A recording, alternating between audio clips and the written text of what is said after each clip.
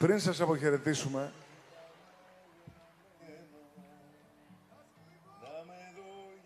θα ήθελα να σας παίξουμε ένα τραγούδι που έγραψα χθες το βράδυ.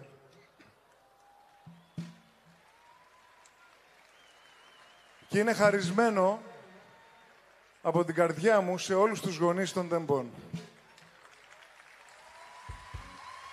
Καλή δύναμη στον αγώνα σας.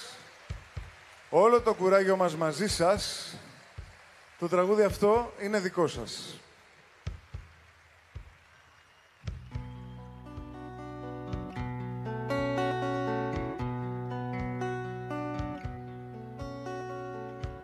Που είσαι τώρα φως μου, ήτανε γραμμένο να με δω για πάντα, να σε περιμένω.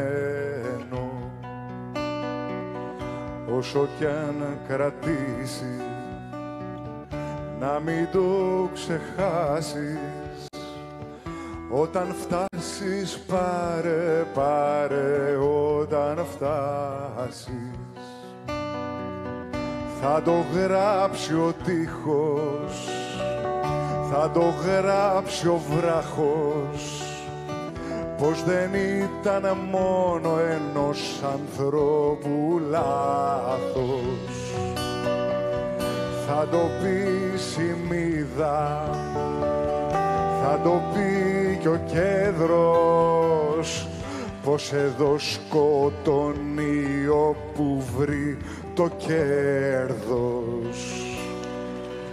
Θα το πει λεβάντα, θα το πει μυρσίνη, πως κυλάει στα μάτια η δικαιοσύνη. Μάτια του παιδιού μου που δεν θα φιλήσω, δεν υπάρχει τρόπος πια να σταματήσω.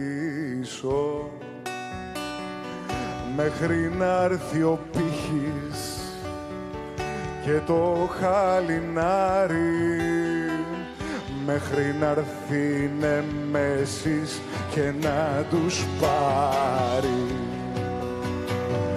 Αν δεν βρω το τέρμα, δεν θα ησυχάσω, δεν θα σταματήσω, δεν θα ξαποστάσω, δεν θα κάνω πίσω και δεν θα ξεχάσω. Θα σε πάρω εγώ, παιδάκι μου, όταν φτάσω.